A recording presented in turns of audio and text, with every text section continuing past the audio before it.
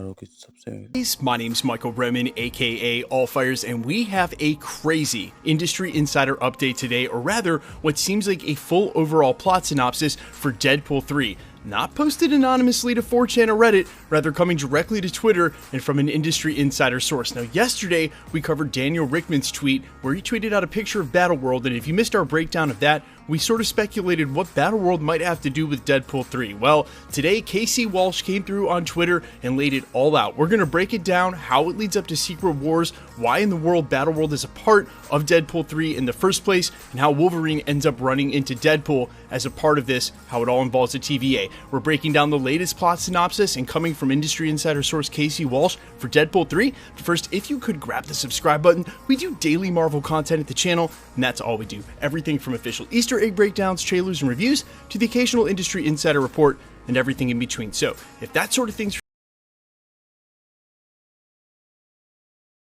to look like, including Fantastic Four, as we approach Avengers 6 Secret Wars. Meaning, even though we've still got some grounded projects to go, like Daredevil and Captain America Brave New World, maybe even the Thunderbolts can be a part of this new group that are really doing their part. The whole point of the film is to push the Secret Wars plotline further. And so for a lot of us who have been waiting around to see where Phase 4 was going and how this all ties together, I think we're finally on the precipice of that happening. That's super exciting. We also had a quote from Kevin Feige who said, by the time we get to Deadpool 3, the multiverse is going to be in absolute shambles. This would definitely make good on that. Now, the fact that the realities are collapsing, but it's the TVA that is picking the heroes from these dying worlds to put in one universe is super interesting, and I think it might even have a huge implication for the 838 Illuminati. We'll talk about that in just a second, but we had already known the TVA's role in this film, and when we saw the behind-the-scenes footage of Wolverine and Deadpool fighting, that is 100% assuredly the Void.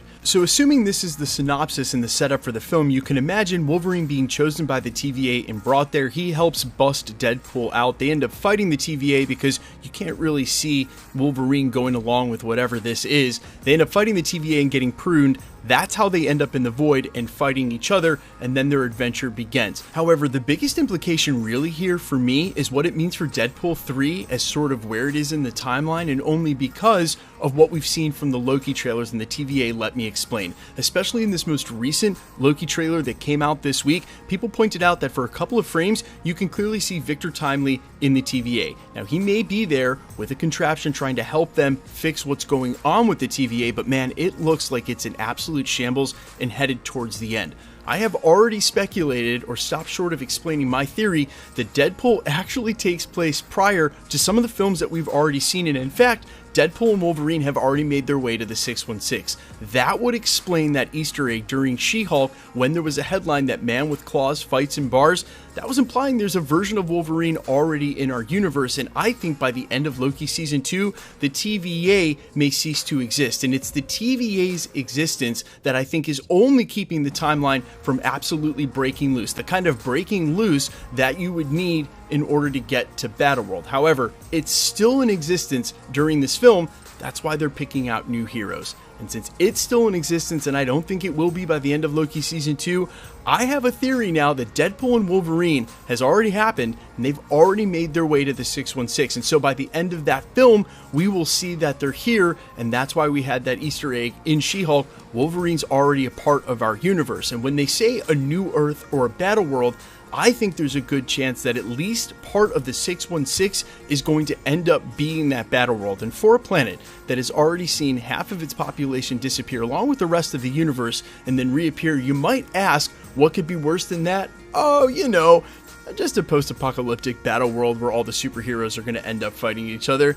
No big deal. But for one final thought about the TVA picking all the heroes, knowing that they're picking Wolverine, and maybe not even our Wolverine, again, Logan died in his timeline, but a Wolverine from the Foxverse, at least some part of that multiverse, I have a question for them. Why in the world are they tapping Elektra? We already know Jennifer Garner is returning as Elektra for this film, and you mean to tell me that from whatever part of the dying universe of superheroes that she's coming from, she was their best hope?